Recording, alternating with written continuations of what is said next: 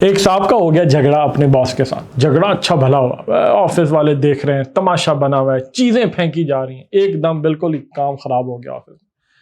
वो management team भी तब गई, उन्होंने कहा यार ये क्या तमाशा है। उन्होंने जो झगड़ा स्टार्ट करने वाले साहब थे उन्हें फारिग कर दिया। उन्होंने कहा जी आप अपना बिस्तरा बिस्तरा बोरी कह रहा हूँ, बोरी बिस्तरा उठाएं और आप हैं फारिग।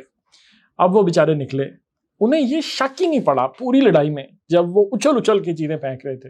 कभी कभी असेंबली में लोग करते हैं ना इस तरह, उछल उछल के चीजें फेंकते हैं एक दूसरे पे। जब वो उछल उछल के चीजें फेंक रहे थे, उन्हें शक ही नहीं पड़ा यार कि ये मुझे फारिग ही कर देंगे। अब जब उन्हें फारिग किया तो अब वो बैठे हैं सीढ़ियों पे, उसी ऑफिस बिल्डिंग के नीचे सीढ़ियों पे बैठे हैं। गार्ड भी उनको देख रहा है और वो कह रहे हैं यार this is the Nader of my career. being fired from job from being fired from the job is the nadir of my career। आज का वर्ड है nadir, NADIR। इसको नादिर नहीं आपने कहना, ये वर्ड है nadir। nadir का मतलब is a noun। nadir का मतलब होता है lowest point, सबसे नीचे वाला पॉइंट।